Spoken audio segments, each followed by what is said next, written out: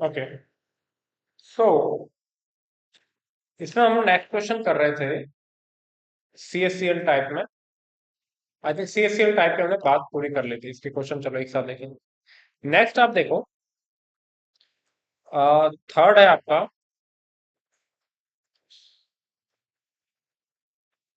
ZNS type. ZNS type में देखो क्या होता है। ZNS टाइप स्ट्रक्चर में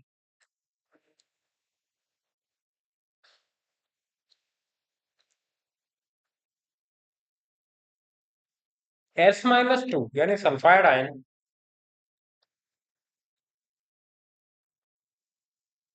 ऑक्यूपाई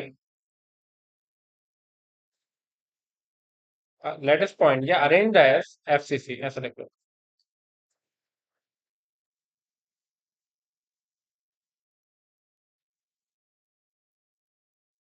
यानी at all 8 corners and all 6 face centers,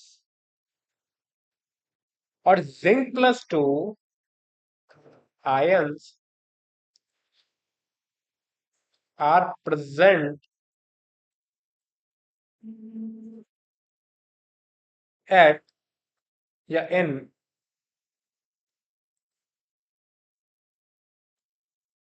alternative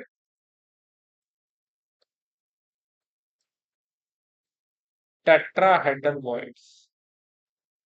यानी in 4 tetrahedral voids alternatively present। कैसे मतलब समझो, ये बहुत जरूरी बात है, इसको याद रखो।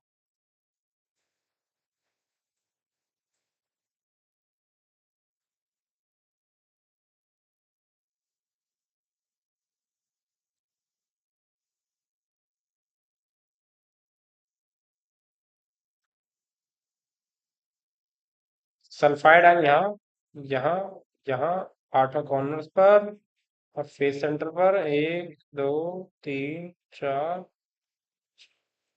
अब इनमें जो बॉडी डायगोनल्स होते हैं वो कितने होते हैं? 4।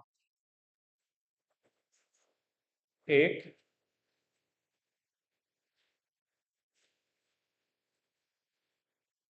2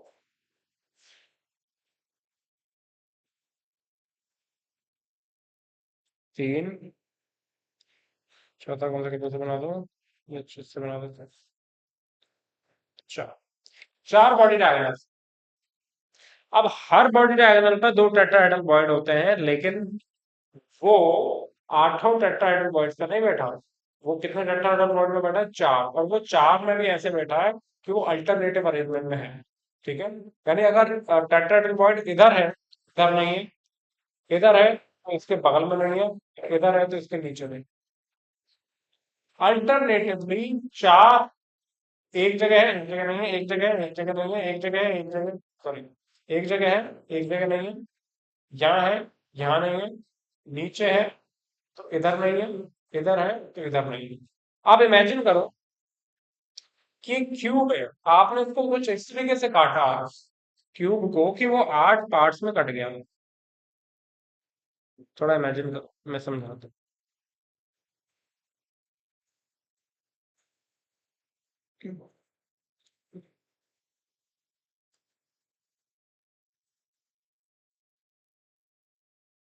ये आपका क्यूब है।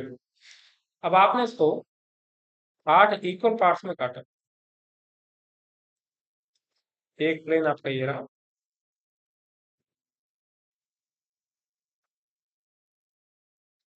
इससे क्यूब कितने पार्ट में कट गया? 2। एक प्लेन आप यहाँ ले आए,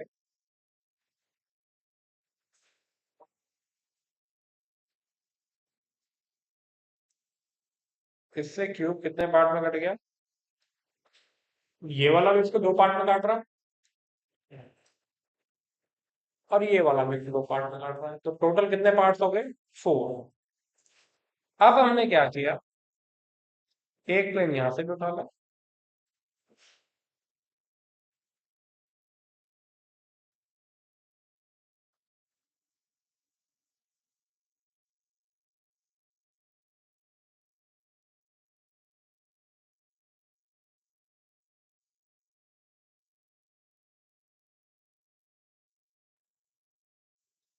कितने हो गए?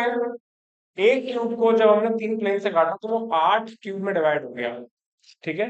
इन 8 क्यूब्स में, छोटे छोटे क्यूब्स में, एक एक क्या किसकी जगह है? टेट्राहेड्रल बॉडी की जगह है, अगर ये ऐसे थी। तो वो 8 में से अल्टरनेटिवली 4 में प्रेजेंट है और 4 में नहीं है, कहने का ये मतलब। ठीक है। ठीक। इस बात का होगा याद। अल्टरनेटिव टेट्राहेड्रल बॉइड्स यानी 4 में।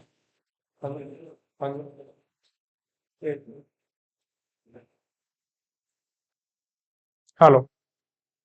तो हम बात कर रहे थे ZnS टाइप में, जब हम बात कर रहे थे तो S-2 आयंस है वो सभी कॉर्नर्स पर हैं, फेस सेंटर पर हैं, और जिंक प्लस 2 जो है वो अल्टरनेटिव टेट्राहेड्रल वॉइड्स पर बैठे हुए हैं। अब हम थोड़ा सा और इसमें आगे बढ़ते हैं।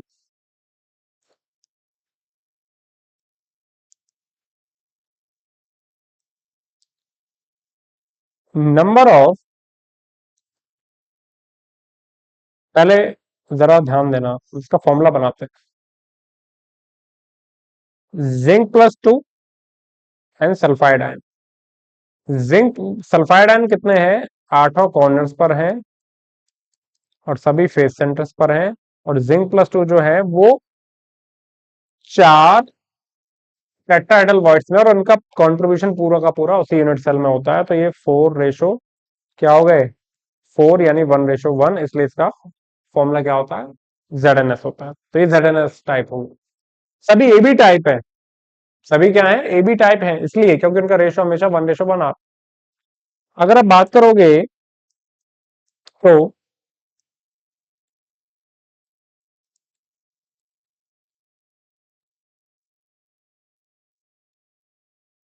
Number of zinc plus 2 ions per unit cell कितने हैं? 4। नंबर ऑफ सल्फाइड आयंस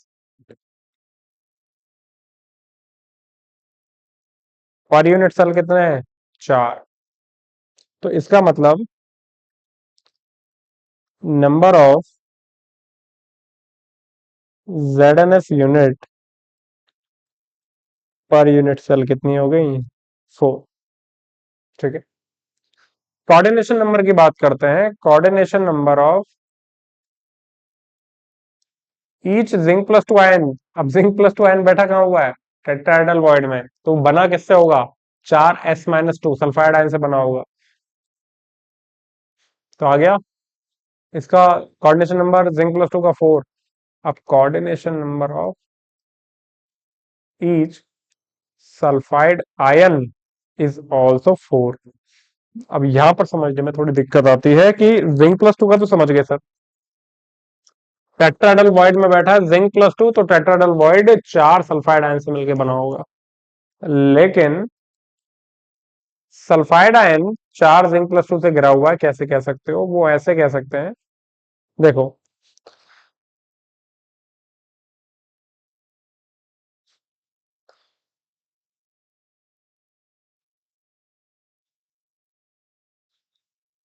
अब मान लो यहां पर आपका कोई टेट्राहेड्रल वॉइड है और वो कितने सल्फाइड आयन से घिरा हुआ है? वो इस वाले सल्फाइड आयन से घिरा हुआ है, इस वाले से, इस वाले से, और इस वाले से। इनसे घिरा हुआ होता है वो 4 से। ये 3 फेस सेंटर वाले,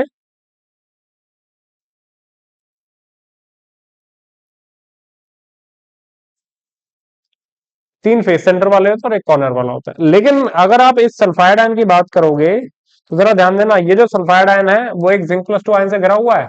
ठीक है। एक जिंक प्लस 2 आयन इसको इसके पास है। एनायंस की कोऑर्डिनेशन नंबर क्या होता है कि कितने केटायन से वो घिरा हुआ है।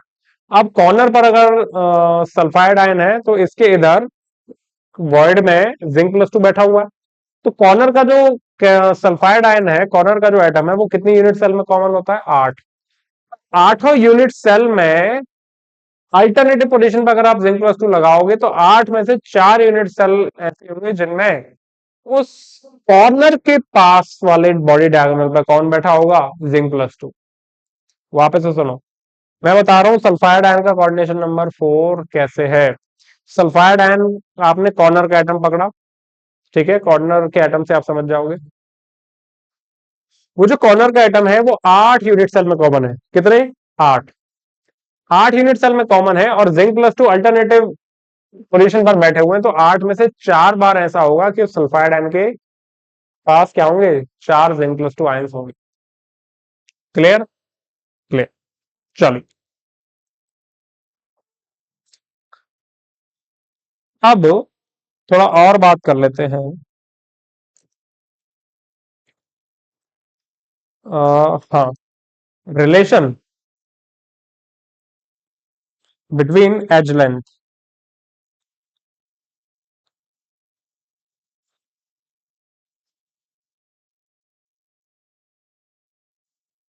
And radius of cation and radius of anion. अगर एक बात बताओ, बॉडी डायगोनल के थ्रू ये आपका, ये ऐसे ले लो, ये ग्रीन वाला ही था ना, ग्रीन वाले ले लो।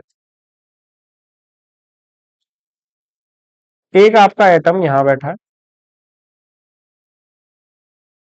ये सल्फाइड है।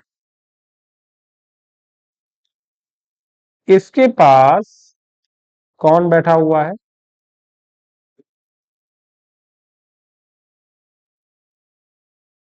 जिंक प्लस टू आयन बैठा।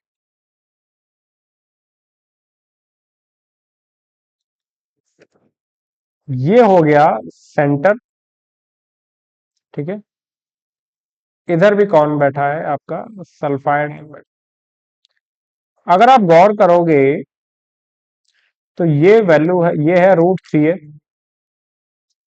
तो ये यहां से लेके सेंटर तक की वैल्यू है √3a/2, और यहां से यहां तक की जो वैल्यू है √3a/4। तो कहने का मतलब है क्या रिलेशन आ गया, radius of sulphide ion plus radius of zinc plus two is equal to √3a/4, या कहें कि radius of cation plus radius of anion is equal to √3a/4। ठीक है, ये किसके केस में है, जेड एन एस टाइप के केस में। ठीक है, ओके। और सुनिए,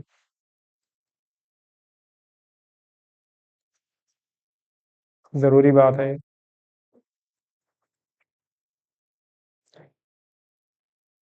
और कुछ ऐसा है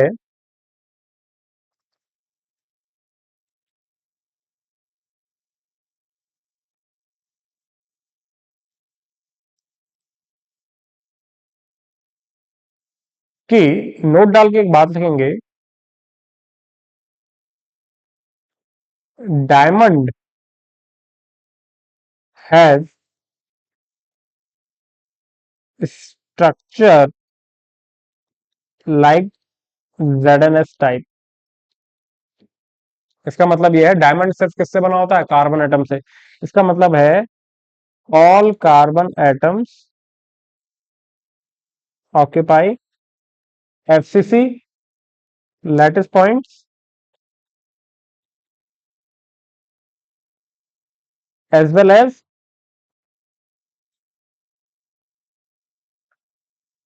अल्टरनेटिव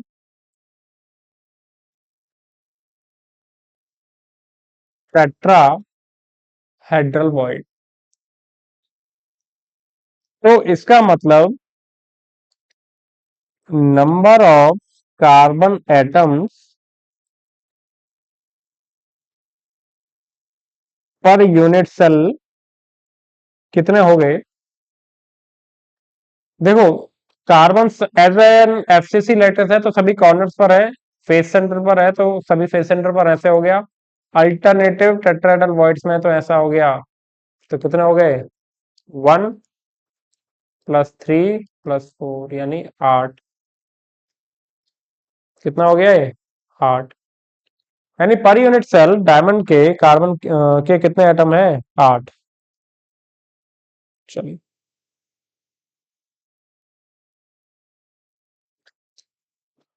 एग्री, एग्री। आगे बढ़ाते हैं अपने इस आयनिक क्रिस्टल के टॉपिक को, डायमंड को एक बार वापस से हम लेंगे।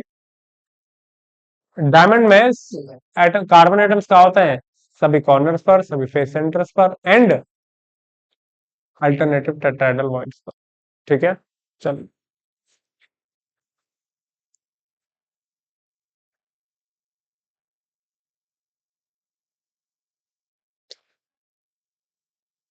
नेक्स्ट है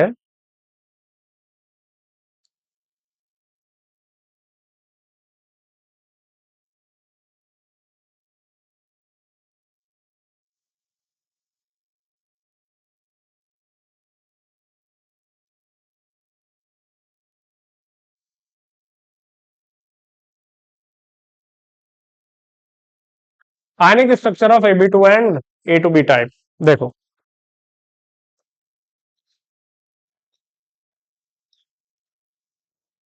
इसको दो पार्ट में डिवाइड करते हैं।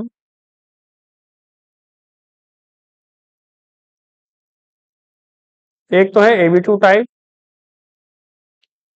और एक है A2B type.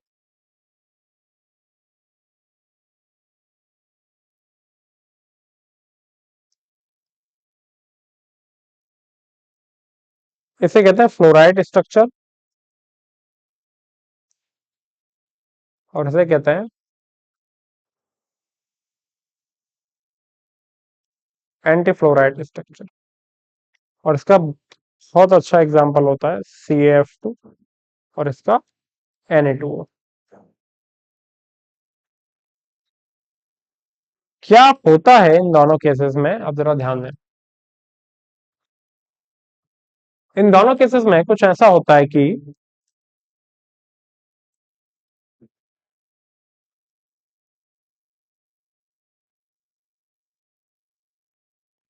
F minus sorry calcium plus two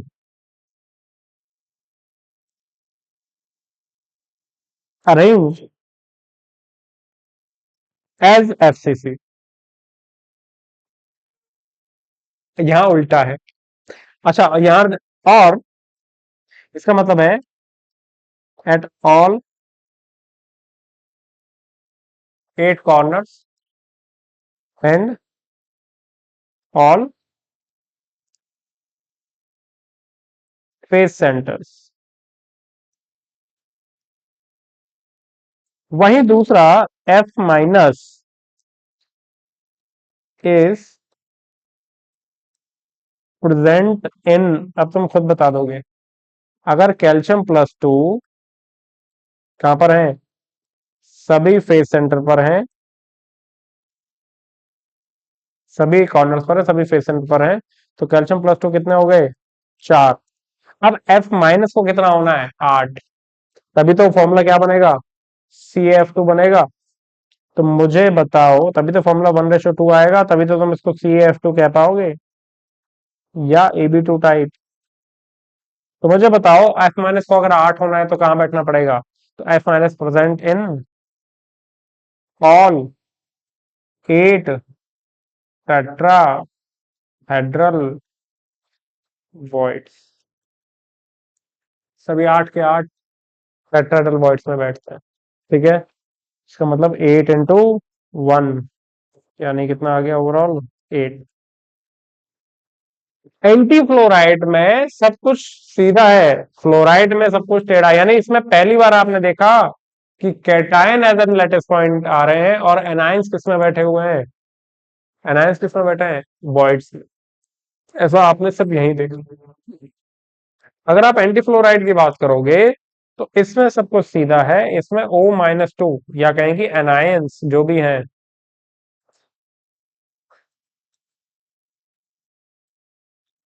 arrange as FCC, यानी at all 8 corners and all 6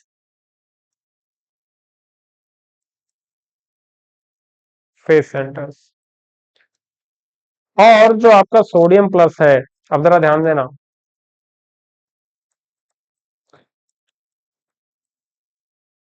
ये कहाँ है, कॉर्नर्स पर और फेस सेंटर्स। कितने हो गए? 1 + 3 यानी 4।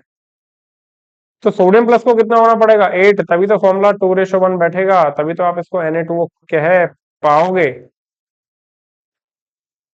तो इसका मतलब सोडियम प्लस को कहाँ बैठना पड़ेगा? सोडियम प्लस आर, आर लिखना चाहिए, present in all 8 tetrahedral voids, यानी 8 × 1 यानी 8। क्लियर? क्लियर। अब और सुनो।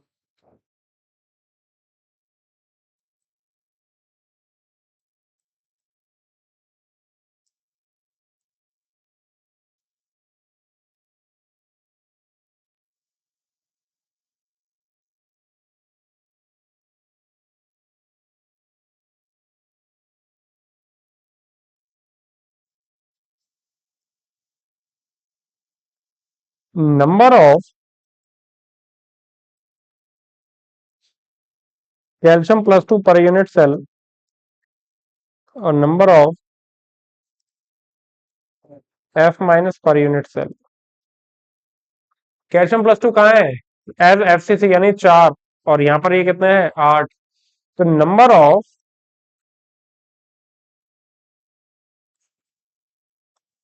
CaF2 units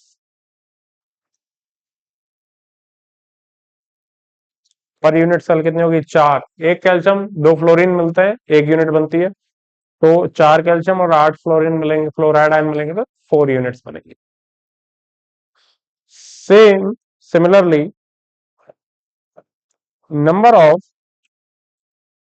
sodium plus per unit cell कितने हैं? 8। And number of O-2 ions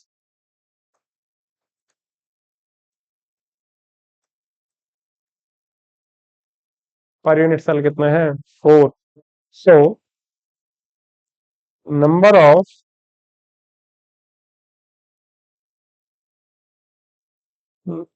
Na2O unit per unit cell कितने आ गए? 4। 2 सोडियम 1 ऑक्सीजन मिलके, मतलब 2 Na+ एंड 1 O-2 मिलकर के एक Na2O यूनिट बनाते हैं, तो यहाँ पर 4 Na2O यूनिट बने। क्लियर? ठीक है,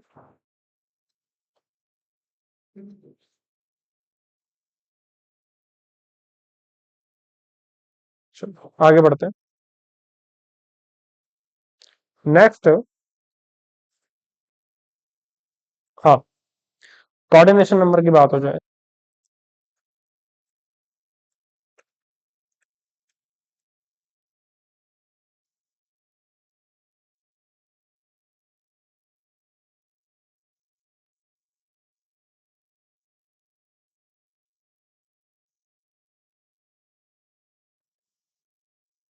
अब लोग, तुम लोग खुद सोचो, कम से कम जो वॉइड्स में बैठे हैं उनका तो बता ही दो।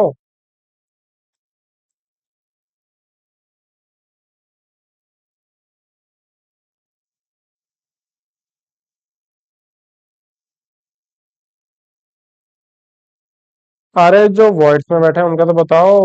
वॉइड्स में कौन बैठा है? इधर F-, कौन से वॉइड में बैठा है? टेट्राहेड्रल वॉइड, तो कितना हो गया? 4। और यहाँ टेट्राहेड्रल वॉइड में कौन बैठा है? Sodium plus. तो अब एने कैल्शियम +2 की बात करता हूँ। कैल्शियम +2 कहाँ है? कॉर्नर्स पर, फेस सेंटर पर है। अब कॉर्नर्स पर है, और कॉर्नर पर अगर है, तो कॉर्नर, एक कॉर्नर से कितने बॉडी डायगोनल निकलते हैं? 8 यूनिट सेल में 8, और हर बॉडी डायगोनल पे टेट्राहेड्रल बॉइड बैठा हुआ है। बात समझे? जेडएनएस में मैंने आधा कर दिया था, यहाँ पूरा करूंगा। सुनो वापस से। एक कैल्शियम +2 कॉर्नर वाला आपने सेलेक्ट किया, वो जो कॉर्नर वाला कैल्शियम +2 है वो कितने यूनिट सेल में कॉमन है? सर 8। 8 यूनिट सेल में जब वो कॉमन है, तो उससे 8 बॉडी डायगोनल जा रहे होंगे हर यूनिट सेल का। ठीक है, और हर बॉडी डायगोनल पर कौन है? एक टेट्राहेड्रल वॉइड है, और उसमें कौन है? F- है। तो एक कैल्शियम +2 कितने F- से घिरा हुआ है? 8। कोऑर्डिनेशन नंबर यहाँ पर 8 और सेम ऐसे ही यहाँ पर भी 8। एग्री। और अगर आप एज लेंथ और उसमें रिलेशन निकालोगे तो सेम वही रिलेशन आएगा। यहाँ पर देखो,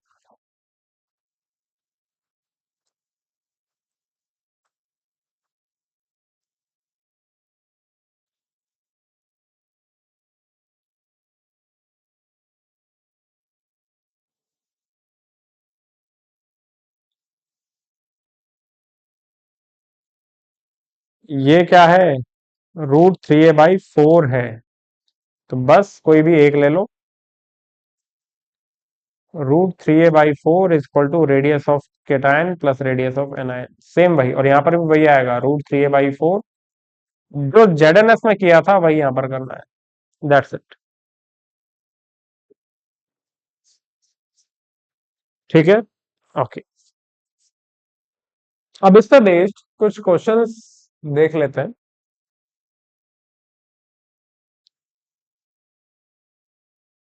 एक मिनट होल्ड। हाँ, ठीक है। तो इसे यहीं तक करते हैं, बाकी नेक्स्ट क्लास में इसके क्वेश्चंस करते हैं। Okay, bye.